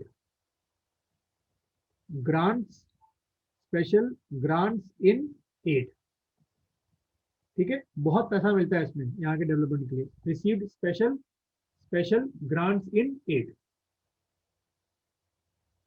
special grants in aid, ठीक है। तो काफी फंड जो है, जो एसटी पॉपुलेशन है उनके लिए आता है, जो शेड्यूल्ड ट्राइबल एरियाज होते हैं नॉर्थ ईस्ट में, एमपी, उड़ीसा, झारखंड, छत्तीसगढ़, उनके लिए काफी फंड जो है वो सेंटर से आता है। ठीक है, अच्छा, फिर अगला लिखिए, अब इसमें क्या करो, दो कॉलम बना लो। इसमें एक और चीज लिखा देता हूँ, एक मिनट रुको। हाँ, कॉलम के आगे पॉइंट लिख लो, आर्टिकल 330। आर्टिकल, हाँ अगला, कैसे अच्छा अच्छा ऐसे लिखना, ठीक है सर, ठीक हाँ अगला पॉइंट बना के लिखिए, ऐसे करके पॉइंट लिख लीजिए, आर्टिकल 330, आर्टिकल 330, और उसके आगे एरो बना के लिख दो, reservation of seats for SC/ST, reservation of seats, reservation of seats for SC/ST इन लोकसभा, इन लोकसभा, ठीक है। Reservation of seats, reservation of seats for SC/ST इन लोकसभा। जैसे हम अगर अपने उत्तराखंड की बात करें, तो मैंने आपको बताया था कि शुभिका, उत्तराखंड से कितने आपके लोकसभा में लोग जाते हैं, मेंबर? 5। तो इन 5 में से एक जो आपकी सीट है वो किसके लिए रिजर्व है? आपके SC के लिए, और बाकी जो 4 सीट्स हैं वो किनके लिए है? आपके जनरल के लिए, ठीक है। तो सर ये एक सीट जो रिजर्व्ड है ना ST हाँ, SC के लिए, तो हाँ, इसमें कोई भी जा सकता है ना, ये खाली तो SC के लिए, खाली SC के लिए, ST के लिए नहीं है हमारे यहाँ, अच्छा अच्छा ठीक है। क्योंकि हमारे यहाँ ST पॉपुलेशन इतनी है ही नहीं कि उनके लिए एक MP भेजा है, बहुत कम पॉपुलेशन है। हमारे यहाँ शेड्यूल कास्ट पॉपुलेशन उत्तराखंड में ज्यादा है, तो वो सीट रिजर्व होती है। और इंटरेस्टिंग फैक्ट क्या है कि हर 5 साल बाद ये सीट फ्लक्चुएट करती है। जैसे 2014 में जो थी, जब लोकसभा के इलेक्शन हमारे हुए थे, तो जो हरिद्वार की सीट थी हमारे यहाँ वो SC के लिए थी। यानी कि हरिद्वार में लोकसभा इलेक्शन जब हुए थे, तो वहाँ जो कैंडिडेट खड़े होंगे, चाहे वो किसी पॉलिटिकल पार्टी के हो, चाहे वो इंडिपेंडेंट हो, वो किसको बिलोंग करेंगे कैटेगरी को? SC को, ठीक है। अभी जब 2000 कब हुए दोबारा? 19 में, हाँ 19 में हुए, तो ये वाली जो सीट है वो चली गई नैनीताल में, क्योंकि रिप्रेजेंटेशन वहाँ नैनीताल में भी SC को चाहिए था अपने लिए। तो ये ऐसे करके फ्लक्चुएट होती रहती है, ये हर स्टेट में ऐसा होता है, ठीक है। यस सर, वो एरिया चेंज होता रहता है, ठीक है। शुभिका, अनन्या, समझ में आ गया ये? अनन्या, पॉइंट समझ में आ गया आपको? Yes sir. ठीक है। अच्छा, तो 330 सर अगर कोई ना हो खड़ा तो? नहीं, ऐसा तो इम्पॉसिबल, वो ब्लैंक सीट जाएगी, तो ऐसा इम्पॉसिबल है कोई। मतलब SC से? हाँ, वो जरूरी है, वो मैंडेटरी है कि अगर वो SC, वो सीट SC के लिए रिजर्व है, तो हर हालत में, चाहे इंडिपेंडेंट खड़ा हो, चाहे किसी पॉलिटिकल पार्टी का कैंडिडेट खड़ा हो, वो शेड्यूल कास्ट को बिलोंग करना चाहिए। हम जनरल के लोग वहां खड़े नहीं हो सकते इलेक्शन में, ठीक है, हमको अलाउड नहीं होता। अच्छा, अब आते हैं 330 में। तो सॉरी, 330 मैंने करा दिया। तो कभी एग्जाम में आ जाए कि लोकसभा में जो SC/ST के लिए सीट रिजर्व है 545 में से, वो किस आर्टिकल के अकॉर्डिंग है, तो आप ठीक करेंगे 330, ठीक। शुभिका, समझ में आ रहा है?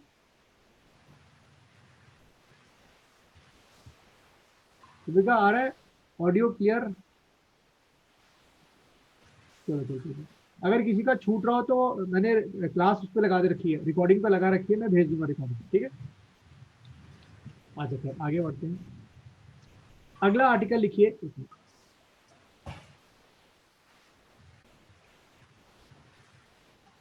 सर ये जो अभी वाला एग्जाम है इसमें भी आएंगे आर्टिकल्स? क्यों नहीं आएंगे? कौन सा एग्जाम? जो अभी AC वाला है। तो अरे, इसमें तो सबसे ज्यादा आएंगे। नहीं मतलब वो जो स्टार्टिंग में है, सारे वो भी आते हैं 1 to 50? देखो, 1 to 50 तो मैंडेटरी है, वो तो आपको करना ही करना है। बट उसके बाद के जो मैं ऐसे कर रहा हूँ ना, थोड़ा सा ऐसे मतलब डिस्पर्स बिखरे हुए हैं, इसमें से आ भी सकते हैं, नहीं भी आ सकते। मैंने आपको शुरू में जब सबको कॉन्स्टिट्यूशन पढ़ा रहा था, तो मैंने बोला था 1 to 50 तो रट्टा मारना ही मारना। उसके बाद लगभग 50 और आर्टिकल ऐसे ही आपके होंगे जो अलग अलग जगहों से होंगे। कभी प्रेसिडेंट के बारे में पूछ लिया, कभी इसके बारे में पूछा, इस तरीके से, ठीक। चलो, यस सर, ये कितना कनेक्शन बार बार कट रहा शुरू था आपका फिर से? Yes sir. और अभी क्या हो रहा है भाई, हमारे तो यहाँ देहरादून में बरसात हो रही है, आपके यहाँ स्नोफॉल शुरू हो गया? चलो सर, इतनी जल्दी तो नहीं होगा स्नोफॉल शुरू। अच्छा, आगे बढ़ते हैं। हाँ, आर्टिकल लिखो अगला, article 332,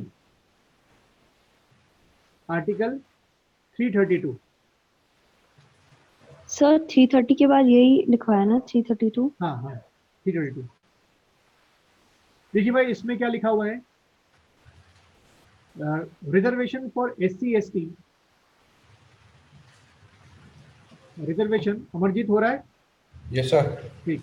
reservation for SC/ST in state assembly, ठीक है। In state assembly. तो 330 में रिजर्वेशन कहाँ है? लोकसभा में। और 332 में कहाँ है? स्टेट असेंबली में। हो गया सबका? Yes sir. ठीक, अच्छा बस ठीक है, इसमें तो बहुत है और डिटेल में नहीं। चलिए भाई, अब आते हैं हम लोग अपना अलग अगला जो है सबसे इंपॉर्टेंट ऑफिसर जो है, आपको दिख रहे होंगे, नाम लिख दीजिए भाई, हेडिंग डाल दीजिए, controller and auditor general of India. Controller and auditor general of India. Auditor general of India.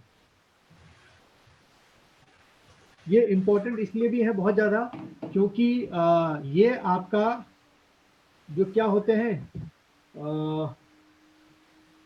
Public purse, ठीक है। यहाँ अनन्या, पब्लिक पर्स का मीन्स क्या हुआ? पब्लिक पर्स, पब्लिक का जो टैक्स वगैरह होता है। हाँ, जो टैक्स का पैसा होता है वो गवर्नमेंट वेस्ट तो नहीं कर रही है, कहाँ खर्च कर रही है, सारा इनको देखना होता है और वो पूरी रिपोर्ट बना के पार्लियामेंट में रखते हैं। अच्छा ध्यान रखना, जब भी कभी आप किसी बुक में या कोई ऐसा बोल रहा है कि पर्टिकुलर रिपोर्ट या पर्टिकुलर जो चीज है वो पार्लियामेंट में रखी गई, तो पार्लियामेंट के हाउस में रखने का मतलब ही होता है कि वो पब्लिक डोमेन में आ गई। पब्लिक डोमेन मतलब हमारे बीच में आ गई। तो हमेशा जो अपोजिशन होता है कहता है कि पर्टिकुलर रिपोर्ट या पर्टिकुलर जो इन्वेस्टिगेशन है वो कहाँ रखें आप? पार्लियामेंट में रखें, कि भाई पूरी पब्लिक भी उसको देख सके। खैर आगे बढ़ते हैं हम लोग। तो इसमें सबसे पहला आप लिखेंगे आर्टिकल, किस आर्टिकल में आपका आता है? तो लिखिए आर्टिकल, इसका नंबर क्या है? आर्टिकल 148। 148 148, ठीक। देन सेकंड पॉइंट में आके सर, लिखिए, हाँ। जैसे वो डिमोनेटाइजेशन का भी तो बिल पास हुआ होगा ना? नहीं, वो एक अलग चीज है। वो आरबीआई और जो फाइनेंस मिनिस्ट्री है उन्होंने मिलकर डिसीजन लिया था। उसके लिए पार्लियामेंट से उसके पहले लेने की डिसीजन लेने की जरूरत नहीं, बाद में उन्होंने बिल के फॉर्म में या उसको एक एज अ एक्ट के तौर पे रखा, पार्लियामेंट को बताया कि हमने डीमोनेटाइजेशन किया है, वो एक अलग चीज है। लेकिन डीमोनेटाइजेशन करना जो है वो किसके हाथों में होता है? प्योरली गवर्नमेंट में, फाइनेंस मिनिस्ट्री और किसके पास? आरबीआई के पास। क्योंकि यही दोनों क्या करते हैं, ये आपकी जो करेंसी है उनको क्या करते हैं? प्रिंट करते हैं और उनको सर्कुलेट करते हैं, ठीक है। ठीक। और वैसे भी जो ये जो करेंसी है, यानी कि जो आपके पॉकेट में रुपए हैं, इनका लीगल लैंग्वेज क्या है? मतलब इनको लीगली क्या बोलते हैं आरबीआई की भाषा में? हाँ सौरभ। पता नहीं सर, नहीं आइडिया। अरे ये आपके क्या होते हैं? लीगल टेंडर्स, एक तरीके के लीगल टेंडर्स होते हैं आपके, एक तरीके के, जिनको with in the premises of मतलब इंडिया, यानी कि जो हमारी बाउंड्री है, सबको इसको एक्सेप्ट करने होते हैं, ठीक। और जो उसकी वैल्यू वो डिसाइड करते हैं, भाई जैसे 500 रुपीज का नोट है, उसकी वैल्यू 500 रखी गई है, तो वो आरबीआई ने डिसाइड की, तो वो हर एक जो उस करेंसी को लेगा, उसके बदले में कोई सामान आपको देगा, तो उसको वो वैल्यू उसको एक्सेप्ट करनी पड़ेगी। वो मना नहीं कर सकता कि मैं ये नोट या वैल्यू लूंगा नहीं, ठीक। चलिए ठीक। और यही एक्ट भी कहता है कि आप अपने घर में करेंसी प्रिंट नहीं कर सकते हैं। मैंने सोचा हर कोई घर में क्या करे, प्रिंटिंग प्रिंट नोट करके, छाप दे। हाँ, नोट छाप के बाजार में चलाना शुरू कर दे, ठीक। इसके लिए बाकायदा लॉ बने हुए हैं भाई। ऐसा आपको लगता है कि बस नोट है, चल रहे हैं आराम से, इसके पीछे बहुत बड़ी लॉ बने हुए हैं कि आप उसको घर में पब्लिश नहीं कर सकते, नोट को फाड़ नहीं सकते हैं, या कुछ इसको मैनिपुलेट करके कुछ इसका और यूज नहीं कर सकते हैं। और कोई भी जो पर्सन है जो इंडिया की बाउंड्री के अंदर रहता है, इनको लेने से मना नहीं कर सकता नोटों को, उसको लेना पड़ेगा, उसके बदले में जो उसको सामान है वो देना पड़ेगा। अच्छा क्या, तो अगला पॉइंट में आके लिखिए, ये हो गया आर्टिकल 148। अगला पॉइंट में आके लिखिए कैग, उसको शॉर्ट में लिख लो, CAG is the head of audit and accounts department. Head of audit and accounts department, ठीक। क्या पूछते हैं कि ऑडिट और अकाउंट डिपार्टमेंट का हेड कौन होता है, तो आप टिक करेंगे कैग। देन लिखिए, जो अभी मैं बोल रहा था, CAG is the guardian of public purse. जो आपके टैक्स का पैसा गवर्नमेंट के पास जा रहा है, ये उसका भाई गार्जियन है। तो CAG is the head, CAG is the guardian of the public purse, is the public purse.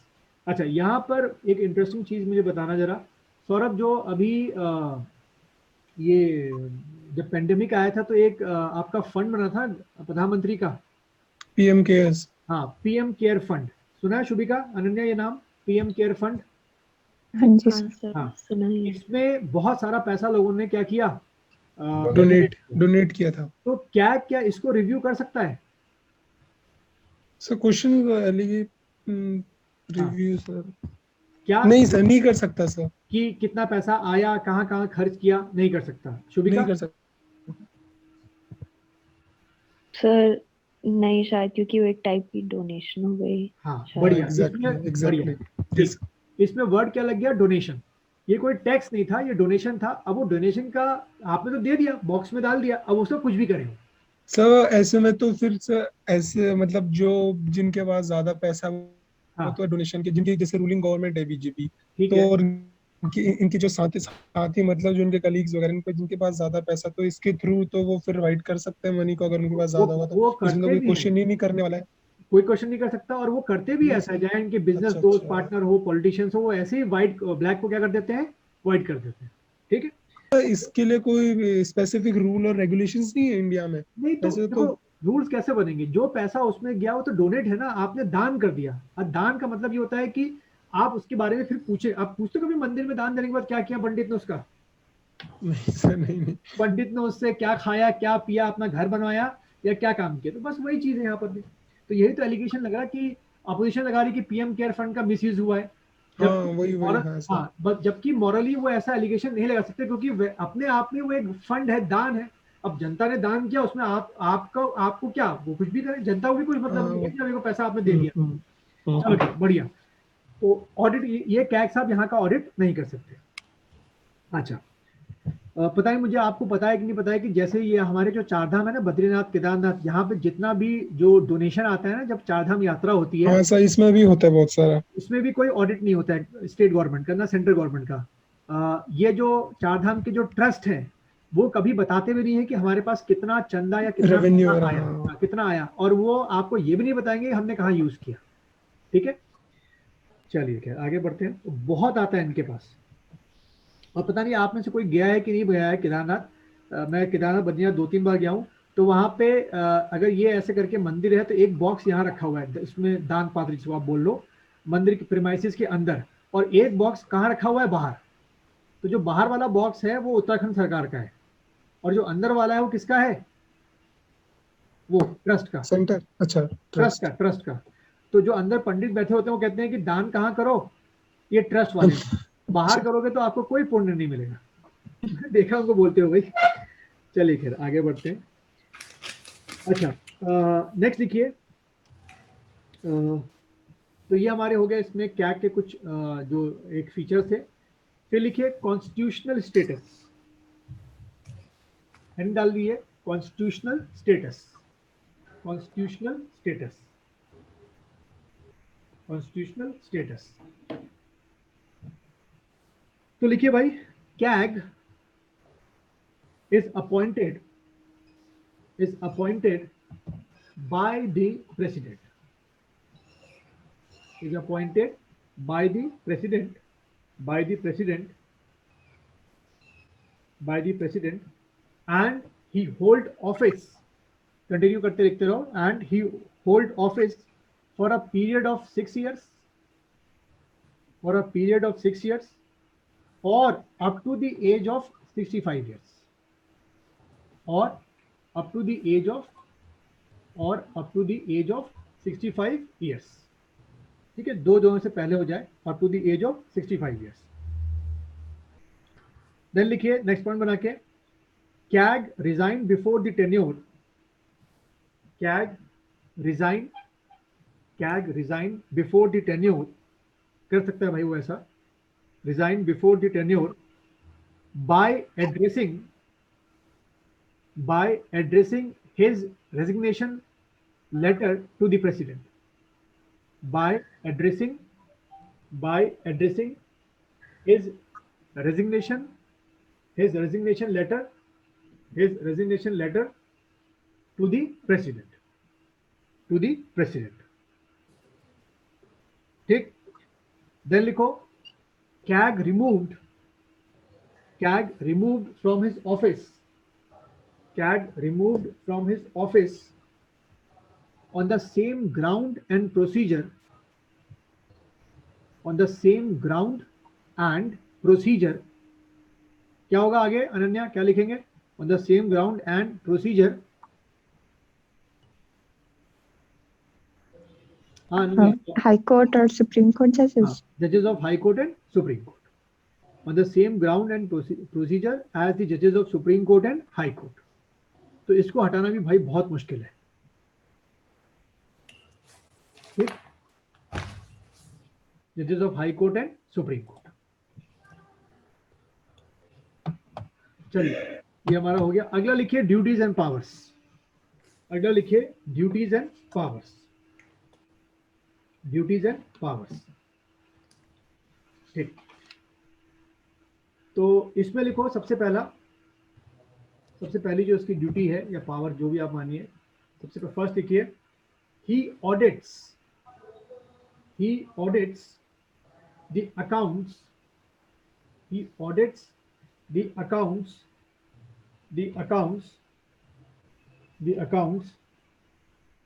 of central government. उसका करेगा central government, state government, central government, state government, ठीक है. सेंट्रल गवर्नमेंट हो गया, स्टेट गवर्नमेंट हो गया, comma PSU.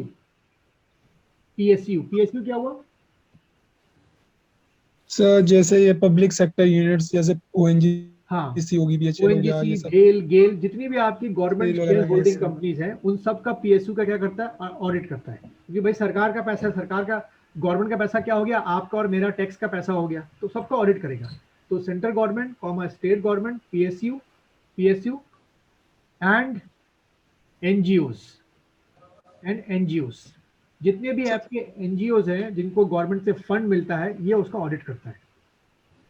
And NGOs, हाँ कोई कुछ पूछ रहा था क्या? एंड नहीं सर, नहीं. ठीक है.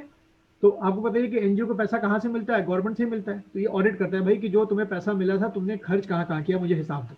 एंड एनजीओस हो गया सबका, ठीक. Yes sir. And NGOs. अच्छा फिर लिखिए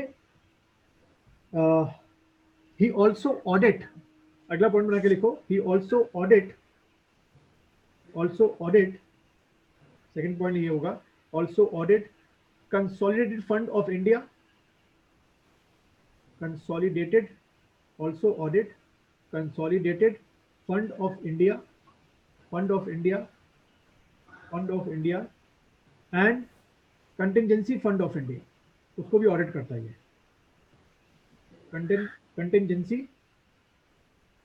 कंटिजेंसी फंड ऑफ इंडिया, दोनों को ऑडिट करेगा. Consolidated fund of India and contingency fund of India.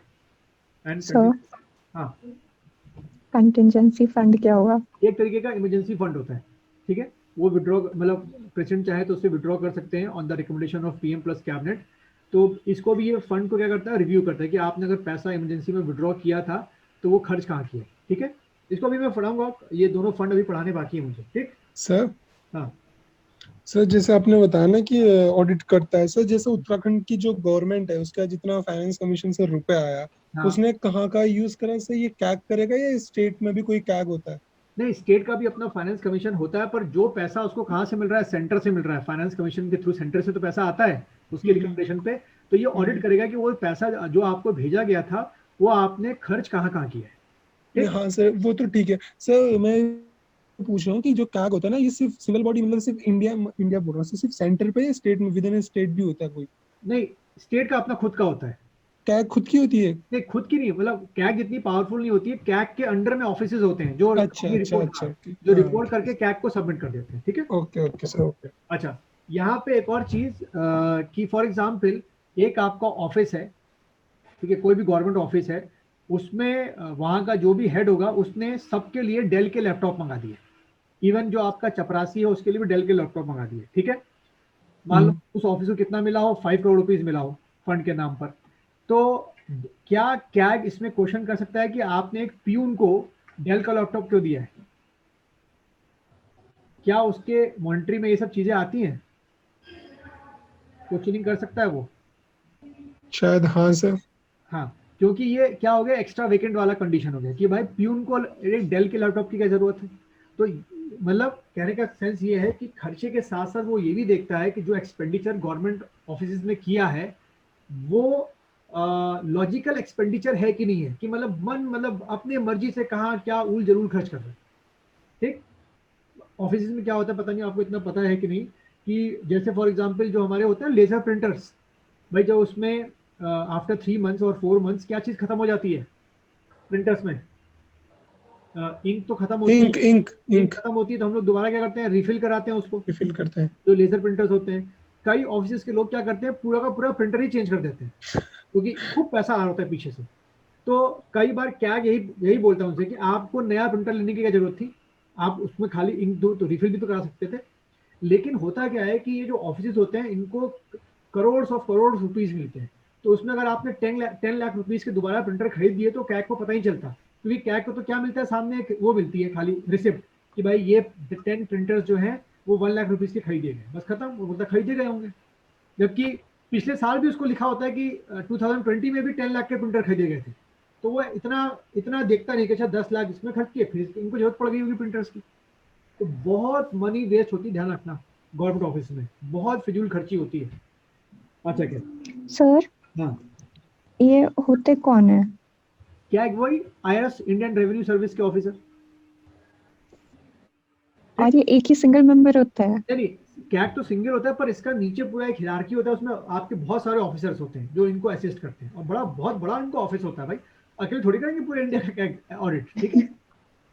लेकिन बहुत इंपॉर्टेंट ऑफिसर है ये, आपके बहुत पैसे बचाते हैं कि सरकार मतलब फालतू के खर्च तो नहीं कर रहे हैं। जैसे फॉर एग्जांपल मिनिस्टर्स के लिए, IAS ऑफिसर्स के लिए कार खरीदने की बारी आई, गाड़ी खरीदने की, तो ये उनसे क्वेश्चनिंग पूछ लेते हैं कि आपने मर्सिडीज क्यों खरीद ली सबके लिए, अरे भाई आप टाटा सुमो या ये सभी तो खरीद सकते थे, आपने ये क्यों खरीद ली इतनी महंगी गाड़ी। अच्छा क्या, चलो भाई आगे बढ़ते हैं। सर हाँ सर बट सर जहाँ सब पता नहीं सर मैंने पढ़ा था कहीं सर, बट ये जो है ना सर कैग में ये इसका डिसएडवांटेज है, डीमेरिट बोल सकते सर, कि ये तो जो अपनी रिपोर्ट देता है पार्लियामेंट या प्रेसिडेंट को, रिकमेंडेशन ये तो हाँ नहीं सर, जो रिपोर्ट देते हैं ना सर, ये तो उसके बाद देते हैं ना, जब पूरा प्रोसेस खत्म हो जाता है उसके बाद रिपोर्ट हाँ, देते हैं। तो ऑडिट का मतलब ही क्या होगा, जब आप एक्सपेंडिचर कर चुके हैं उसके बाद आप सारा बिल रिसिप्ट जो है इनको देंगे कि इतना पैसा हमें मिला था, इतना पैसा हमने खर्च किया, ये रही उसकी रिसिप्ट। उसमें से फिर ये ऑडिट करके कमियां निकालते हैं कि आपने कहाँ कहाँ एक्स्ट्रा वेकेंट किया, कहाँ कहाँ आपको नहीं करना चाहिए। तो अच्छा अच्छा नेक्स्ट ठीक। ईयर के लिए फिर वो हो जाता है ना कि भाई उस स्टेट को कम पैसा मिलेगा, या उस NGO को कम मिलेगा, या उस आपका PSU को कम पैसा मिलेगा। ठीक, ओके ओके सर। तो वो सब में बहुत इंपॉर्टेंट ऑफिसर हैं, इनको क्या बोल सकते हैं। अच्छा खैर आगे तो बढ़ते हैं। सर ये फिर भी कम पैसा देते हैं अगर गवर्नमेंट चेंज हो जाती है? किसको, स्टेट्स को? हाँ जी। हाँ, वो डिपेंड करता है कि उनकी डिमांड अगली बार के लिए क्या है। फॉर एग्जांपल उत्तराखंड में मैं बोलूँ कि इसको लोकली समझ लेते कि भाई देहरादून से मसूरी तक के लिए रोपवे बनानी है, तो रोपवे का मान लो जो एक्सपेंडिचर आया वो उन्होंने बोला कि 200 करोड़ रुपीज लगेंगे रोपवे बनाने में, ठीक है, इन्होंने एक्सेप्ट कर लिया। जब 200 करोड़ का काम शुरू हुआ तो करते करते वो 1000 करोड़ रुपीज में वो रोपवे कंप्लीट हुआ, तो और पहले 2 साल में बननी थी, बनी कितनी 10 साल में। तो क्या उसमें क्वेश्चनिंग उठाएगा कि आपको 200 करोड़ रुपीज जो एलोकेट किया गया था 2 साल के, वो बिल्कुल सही एक्सपेंडिचर था, आपने ये काम पूरा क्यों नहीं किया। तो गवर्नमेंट बोलेगी कि सर वो जो आपका कंस्ट्रक्शन कंपनी काम कर रही थी वो 1 साल बाद काम छोड़ के चली गई, नई कंपनी हमको मिली नहीं, इसलिए थोड़ा डिले हो गया, नई कंपनी आई उसने एक्स्ट्रा पैसा लगा दिया, इस तरीके से। ठीक है, तो बहानेबाजी और ये सब बहुत चीजें होती रहती हैं। ठीक है अनन्या। हाँ जी। अच्छा आगे बढ़ते हैं। ये जो फंक्शन है ये बहुत रेयर होता है कैग का, लेकिन कैग कभी कभार कर लेता है। लिखिए, CAG also audit private companies. बहुत रेयर है और उसकी वजह भी होती है, ऑल्सो ऑडिट प्राइवेट कंपनीज। तो शुभिका, वैसे प्राइवेट कंपनी का ऑडिट कौन करता है पूरे ईयर का? जो वो होते हैं सीए वगैरह, जो चार्टर्ड अकाउंटेंट जो होते हैं वो ऑडिट करके सबमिट कर देते हैं इनकम टैक्स डिपार्टमेंट में। ठीक है, और सीए अपनी रिस्पॉन्सिबिलिटी पे ऑडिट करता है कि भाई इतना पैसा इन्होंने अर्न किया, इतना यहाँ पर टैक्स जमा किया और ये इनका प्रॉफिट है। अगर कुछ उसमें गड़बड़ी हुई तो कौन फंसता है? आपका सीए फंसता है। तो ये प्राइवेट कंपनी का ऑडिट करते हैं, अभी मैंने लिखा दिया क्यों करेंगे। क्या वजह हो सकती है कि ऑडिट कर रहे हैं? फिर किसी जैसे रिलायंस का कर दिया या अंबानी का या जो भी और कंपनीज है, उनका क्यों ऑडिट करेंगे? कोई खास वजह? टैक्स। टैक्स को लेकर, ठीक।